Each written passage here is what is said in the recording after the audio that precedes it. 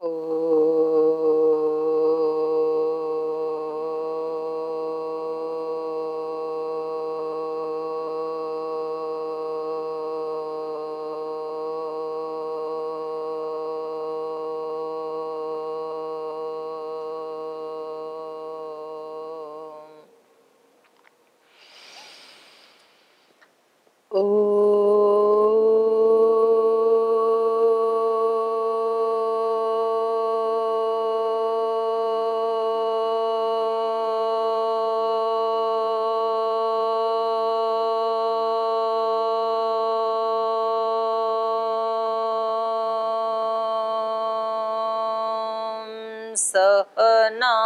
सहनावतु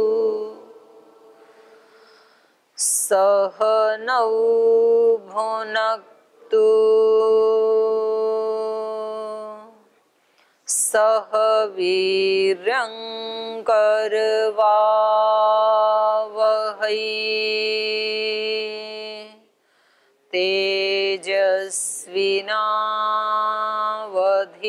तेजस्विनावधीतमस्तु मा विद्विषावहै।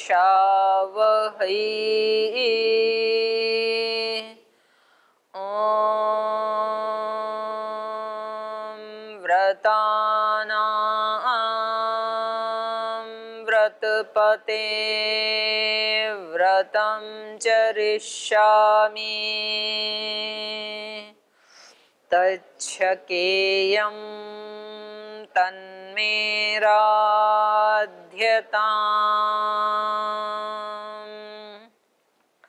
इदमहमनृतात् सत्यमुपैमि ॐ शान्ति शान्ति शान्तिः।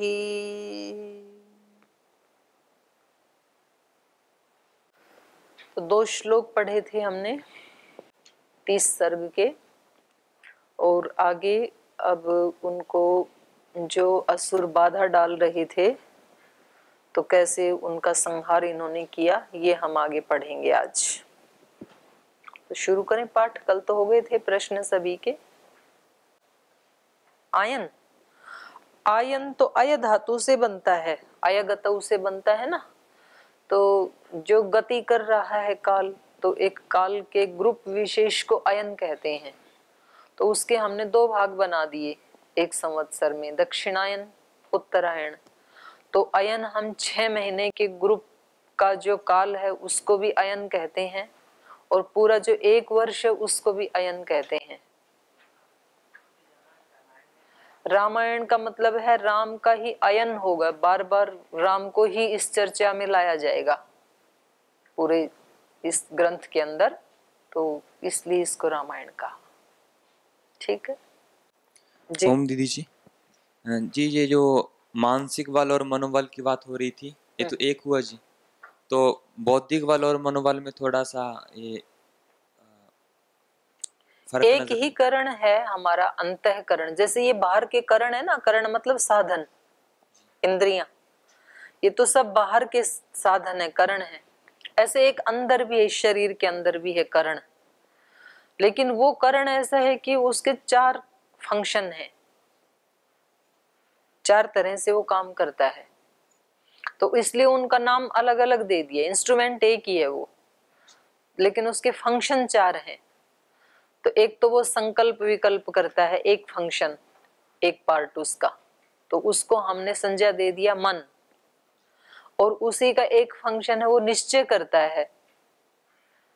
पहले संकल्प और विकल्प 2 आए, ऐसा करूं या ना करूं। फिर अगला फंक्शन आया कि ऐसा करूंगा ऐसा नहीं करूंगा। जो निर्णय लेते हैं हम, निश्चय करते हैं, व्यवसाय करते हैं जिसको, उसका नाम दे दिया बुद्धि। और फिर जो भी कर रहे हैं उसके 2 संस्कार बन रहे हैं, एक उस कर्म का संस्कार, एक उसके साथ उस भाव का संस्कार, जिस भाव से वो कर्म किया जा रहा है। तो वो जहां स्टोर हो रहे हैं वो संस्कार दोनों, उसको नाम दे दिया चित्त। और मैं इन कार्यों को करने वाला हूं, तो औरों से एक अपनी अलग आइडेंटिटी जो हम अनुभव करते हैं, ये भी एक मन का ही फंक्शन है, तो उसका नाम है अहंकार। तो 4 उसके फंक्शन हो गए, मन, बुद्धि, चित्त, अहंकार। ठीक है, तो जो निश्चय लेने वाली शक्ति है हमारी, उसको बौद्धिक बल कहते हैं, और जो संकल्प वाली शक्ति है या विकल्प वाली शक्ति है, उसको हम मन कहते हैं, मनोबल कहते हैं। ऐसे जी जैसे एक आदमी सहन शक्ति होती है और राग द्वेष ऊपर उठ जाना, तो इसको मानसिक बल कह सकते हैं कि वो मानसिक से मजबूत है। हाँ। और जो तार्किक बुद्धि जिसको मेधा बोलते हैं, ये बौद्धिक बल में आ जाएगा। तार्किक बुद्धि को मेधा कहेंगे ना?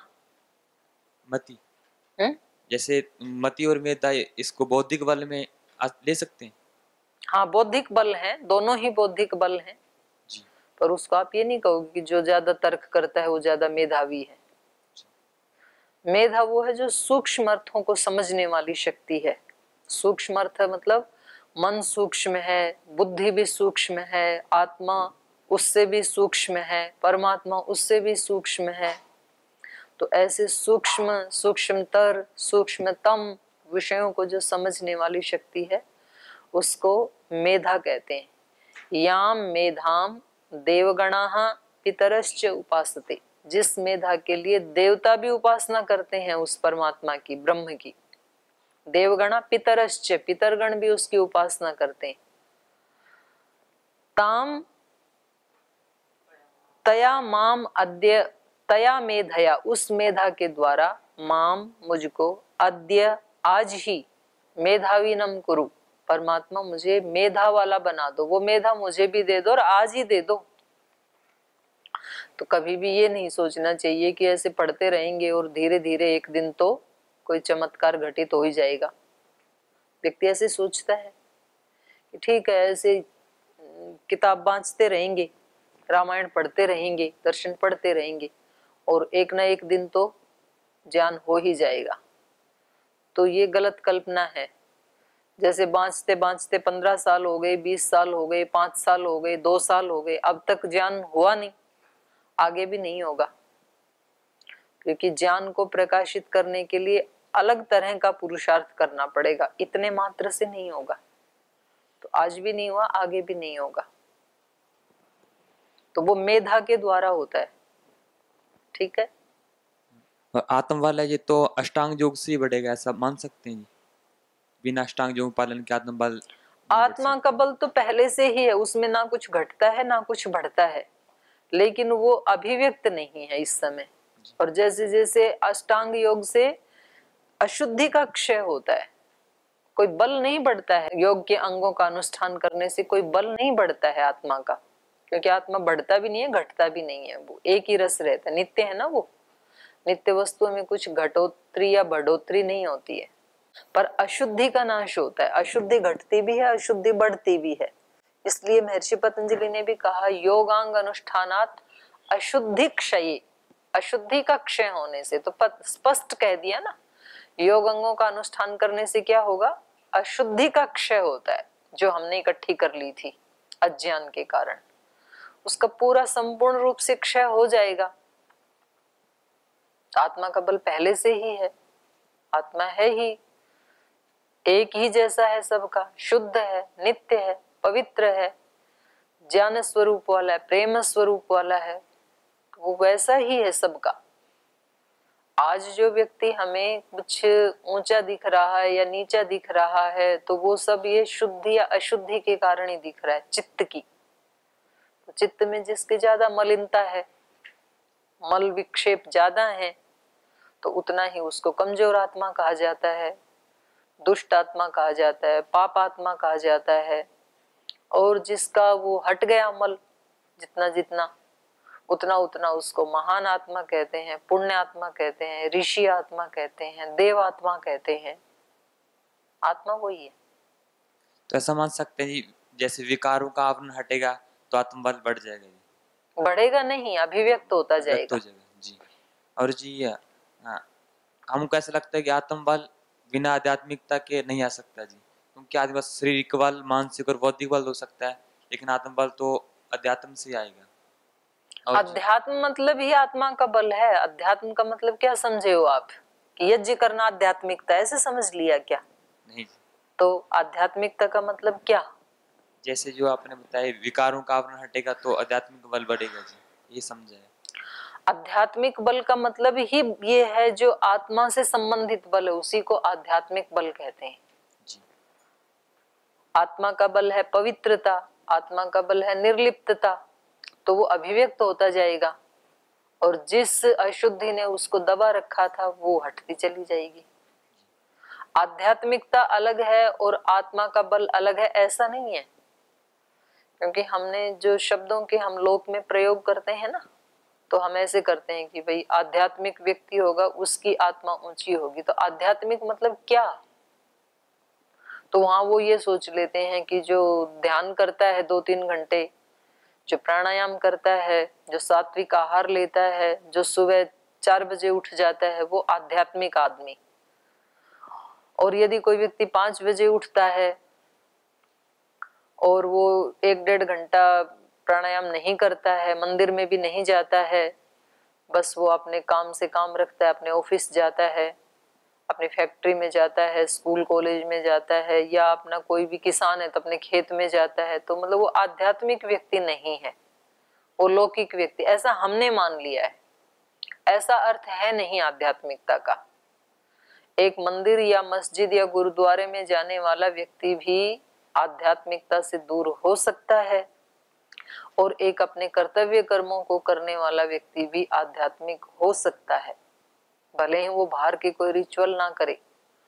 पढ़ाई आप कर रहे हैं तो पढ़ाई करते करते भी आप आध्यात्मिक विद्यार्थी हो सकते हैं, और पढ़ाई छोड़ के ऐसे बैठ गए आप आंख बंद करके तो भी आध्यात्मिकता से दूर हो सकते हैं आप। तो आध्यात्मिक का अर्थ होता है जो आत्मा का धर्म है, जो आत्मा की शक्तियां हैं, जो आत्मा का ज्ञान है, विशुद्ध ज्ञान, उसमें कोई मिलावट नहीं है, उसके अनुसार आचरण करना, वैसा ही कर्म करना, वो आध्यात्मिकता है। आध्यात्मिक व्यक्ति कभी अपने मन में द्वेष नहीं रख सकता है, और यदि द्वेष है तो आध्यात्मिक नहीं है। चाहे कितने भी रिचुअल्स करता है, कितने भी जप तप करता है, यज्ञ करता है, दान करता है, आध्यात्मिक नहीं है।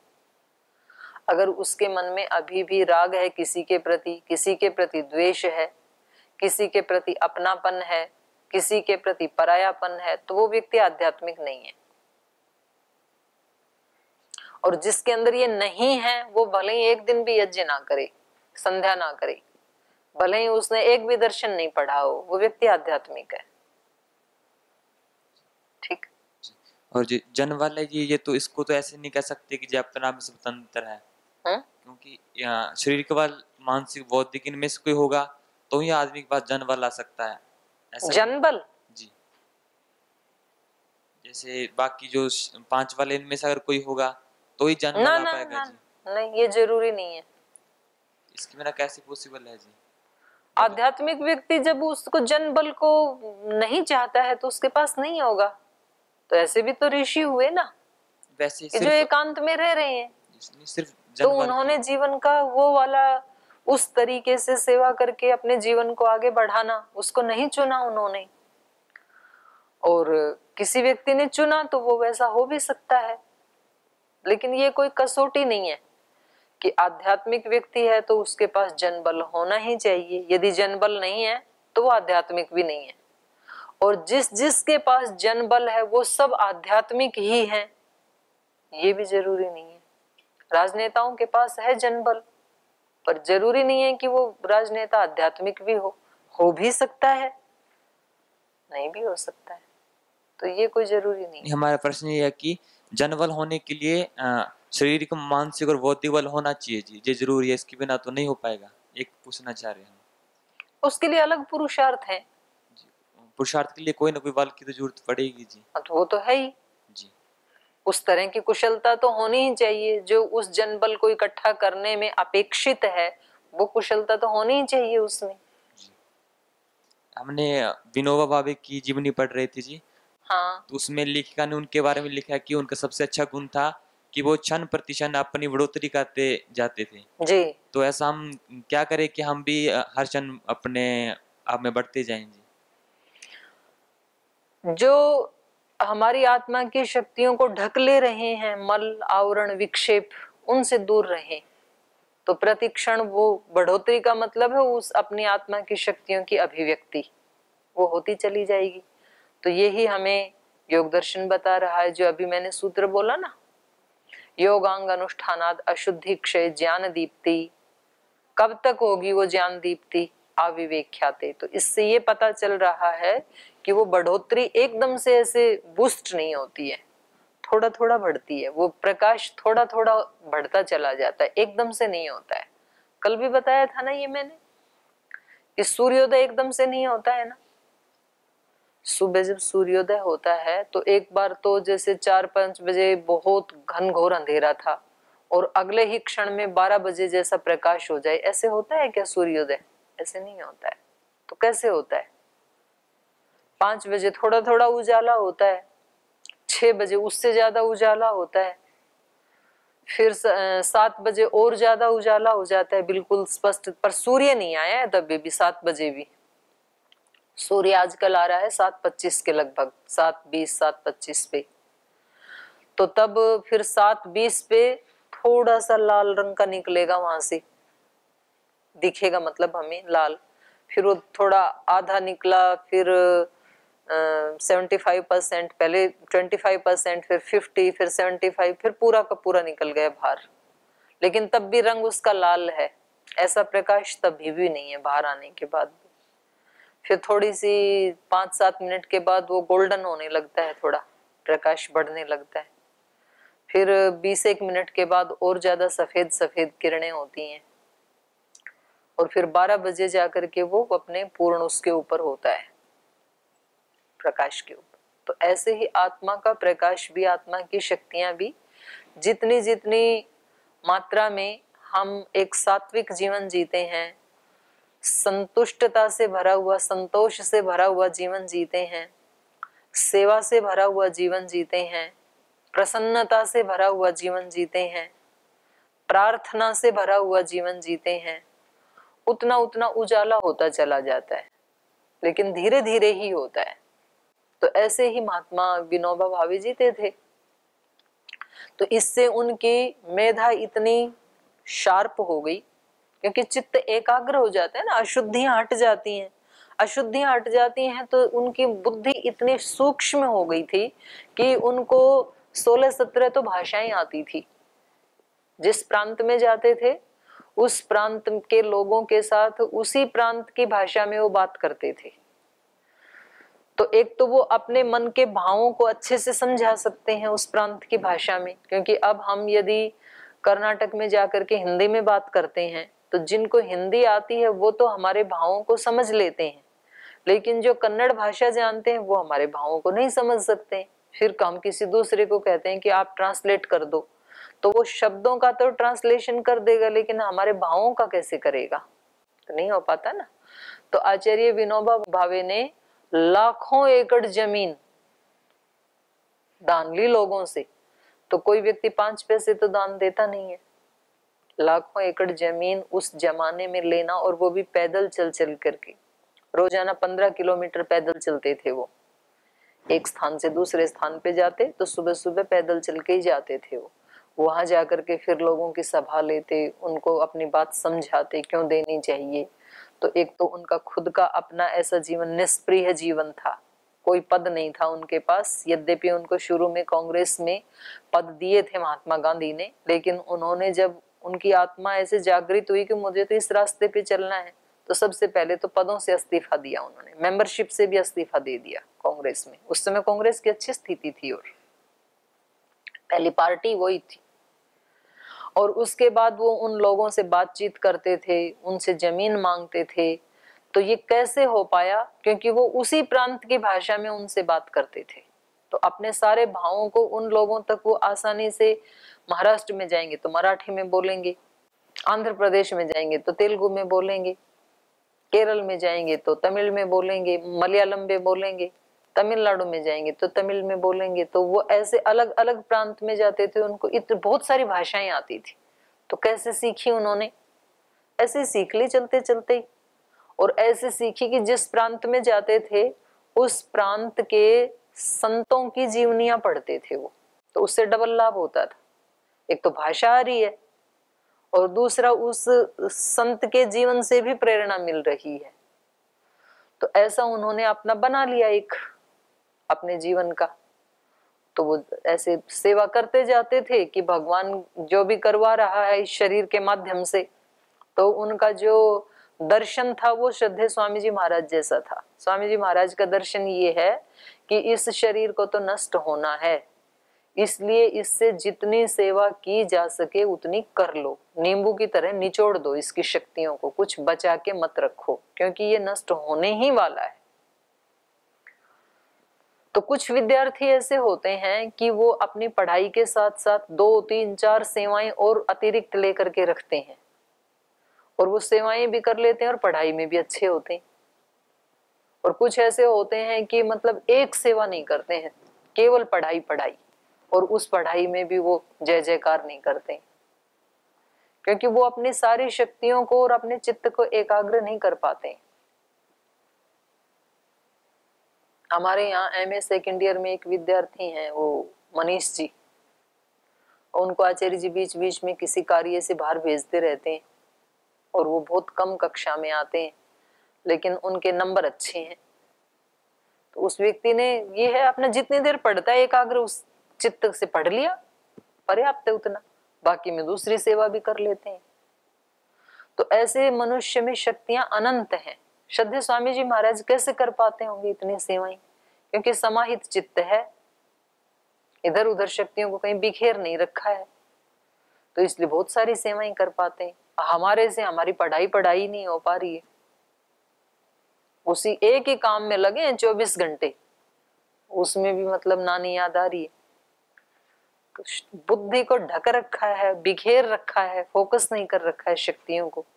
तो उन्होंने ऐसे किया हुआ था। तो यही आत्मा की शक्तियां बढ़ना है। आचार्य विनोबा भावे का जो जीवन है, तो वो ये हमें उपदेश देता है उनका जीवन की एकाग्र व्यक्ति क्या कर सकता है। एकाग्रता आत्मा का धर्म है। प्रीति वाला व्यक्ति, जिसके अंदर प्रीति प्रेम अभिव्यक्त हो गए, वो व्यक्ति क्या कर सकता है। तो उन्होंने सारे देश को अपना परिवार मान लिया। तो जब जिससे बात करते थे ना, तो ऐसे ही बात करते थे जैसे अपने घर वालों से आप बात करते हो। आप कोई अपने घर वालों से बात बताओ कि ऐसे कर दो आप हमारे लिए, तो मान ही लेंगे ना आपके घर वाले। आप यूं कहो कि इसमें मेरे जीवन का और सबके जीवन का इसमें फायदा है, तो आप मेरे लिए थोड़ा इतना कर दो। अपनी माँ को कहो आप, तो मान लेगी कि नहीं मान लेगी? पिता भी मान लेंगे, माँ भी मान लेगी कि भाई हमारे बच्चे की इसमें भलाई है, औरों की भी भलाई है, तो हम कर देते हैं इतना। तो उन्होंने ऐसे अपने प्रेम की शक्ति को बढ़ा लिया। ये आत्मा का ही गुण है। विश्वास की शक्ति को बढ़ा लिया, श्रद्धा की शक्ति को बढ़ा लिया। इससे अपोजिट थे वो हटते चले गए। अश्रद्धा, अविश्वास, अपनेपन का अभाव, क्षुद्रता का अभाव, इनका अभाव होता चला गया और जो सद्गुण है उनका विस्तार होता चला गया। तो ऐसे सभी का ही हो सकता है। तो यही आत्मा की शक्तियां बढ़ना। तो शॉर्ट में ऐसा बोल सकते हैं जी, निरंतर विकारों के आवरण को हटाते जाना ही हाँ, अपनी प्रगति करना है जी। हाँ जी। और उसमें फिर 2 रास्ते हो सकते हैं विकारों को। आपका फोकस विकारों के ऊपर है या उससे विपरीत दिव्यता के ऊपर है। तो वो अपनी अपनी प्रकृति सबकी अलग है। तो कुछ लोगों की प्रकृति ये है कि वो दिव्यता को फोकस करते हैं। ज्यादा लोग तो इसी का ही हमें उपदेश देते हैं कि आपको अपने चित्त को फोकस वहां करना है जो आपको बनना है। जो हटाना है उसको फोकस मत करो, वो स्वतः ही हट जाएगा। अब एक व्यक्ति एक सीढ़ी के ऊपर खड़ा है और उसको जाना है 5वीं सीढ़ी के ऊपर। तो एक दृष्टि तो यह है कि 5वीं वाली को देखे कि उसके ऊपर कैसे पहुंचूं, और दूसरी दृष्टि यह है कि इसको छोड़ना है जिस पे खड़ा हूं, तो इसको कैसे छोड़ूं। तो बात एक ही है। तो वो अपने चित्त की जिसकी जैसी स्थिति है, हटाने वाली ज्यादा प्रबल है तो वो उसको फोकस कर सकता है कि ये मेरे जीवन में नहीं होना चाहिए, नहीं होना चाहिए मतलब नहीं होना चाहिए, तो सजग रहेगा वो। मेरे जीवन में चोरी का भाव नहीं होना चाहिए, मेरे जीवन में असत्य नहीं होना चाहिए, मेरे जीवन में प्रमाद नहीं होना चाहिए, वाणी का, व्यवहार का, विचार का नहीं होना चाहिए मतलब नहीं होना चाहिए, तो वो बिल्कुल सजग रहेगा। एक व्यक्ति का फोकस है कि मेरे जीवन में दिव्यता होनी ही चाहिए, मेरी वाणी, मेरी दृष्टि, मेरा व्यवहार, मेरा सोचना, मेरा भावना करना सब कुछ दिव्य होना चाहिए, मुझे डिवाइन चाहिए, सब कुछ दिव्यता से नीचे वाला नहीं चाहिए, तो वो फिर उसकी तरफ दृष्टि रखेगा। तो दोनों में ही बात बराबर ही है। इसलिए महर्षि दयानंद बोलते थे, दुरितानि परासुव यद भद्रम तन्नासुव। दुरित साथ ही हटते हैं, भद्र उसके साथ ही आ जाता है, भद्र जैसे ही आता है दुरित हटते ही है। ठीक है। हमने ये सुना था जी प्रभु रस स्वरूप है, तो इसका अर्थ क्या हुआ जी? रसो वही सह, रस का मतलब है जहां आनंद आता है, उपनिषदों का वाक्य है ये, रसो वही सह। और रस हम किसको कहते हैं? जहां हमें आनंद आता है उसी को तो रस कहते हैं ना। हम कहते हैं भाई आज तो हमने जो राष्ट्र भक्ति की मूवी देखी, रस आ गया। आज हमने जो भजन सुना, रस आ गया। रस का मतलब क्या है? आनंद। तो ईश्वर क्या है? आनंद स्वरूप है। तो जब जब हम आनंद की स्थिति में होते हैं तो समझ लो हम ईश्वर के ही साथ होते हैं। और जब जब हम उस रस से नीचे आते हैं, वे कोई रस नहीं आया वहां, चले तो गए, तो इसका मतलब हमने वहां पर दिव्यता को नहीं देखा, दिव्यता से नीचे वाली किसी चीज को देखा, इसलिए रस नहीं आया। पकवान तो कई बने पर रस नहीं आया, मतलब आनंद नहीं आया। तो या तो बनाने वाला व्यक्ति ठीक नहीं था, ठीक भावना से नहीं बनाया, या मटेरियल कुछ ठीक नहीं था, या जिस विधि से बनाना चाहिए था उस विधि से नहीं बनाया, तो इसलिए रस नहीं आया। रस तब ही आता है जब वहां पर दिव्यता होती है। तो इसलिए ईश्वर को क्या कहा? जहां कहीं भी आपको रस आता है, आपको पढ़ाई में रस आता है, आपको किसी भजन सुनने में रस आता है, आपको प्रवचन सुनने में रस आता है, आपको ध्यान लगाने में रस आता है, जहां जहां आपको आनंद की अनुभूति होती है, न कि इंद्रियों के सुख की बात की जा रही है, वहां वहां आप समझ लो कि वो ईश्वर ही है। इसलिए ईश्वर को कहा रसो वही सह, वो रस स्वरूप है, आनंद स्वरूप है, रूखा सूखा नहीं है वो। आध्यात्मिक मार्ग कोई रूखा सूखा नहीं है। कुछ लोगों ने ऐसे मान लिया और ऐसे बता दिया कि भाई इसमें ये तो बिल्कुल शुष्क है। अगर किसी को रंग रेलियां मनानी है, अपने आप को सुख देना है, प्रसन्नता से युक्त रखना है, तो वो तो भोगों में विषयों को भोगे, वहां मिलेगा। ये तो उदासीन रूखा सूखा मार्ग, ऐसा नहीं है। असली आनंद है ही यहाँ पर, प्योर आनंद है ही यहाँ। वहां तो डुप्लीकेट कॉपी है, ओरिजिनल नहीं है वहां पे। वहां तो ऐसा ही है जैसे कोई एक ओरिजिनल फूल हो और एक प्लास्टिक का हो, तो उसमें शक्ल होती है केवल, प्लास्टिक वाले में तो फूल जैसी रस थोड़ी होता है, गंध थोड़ी होती है वहां पर।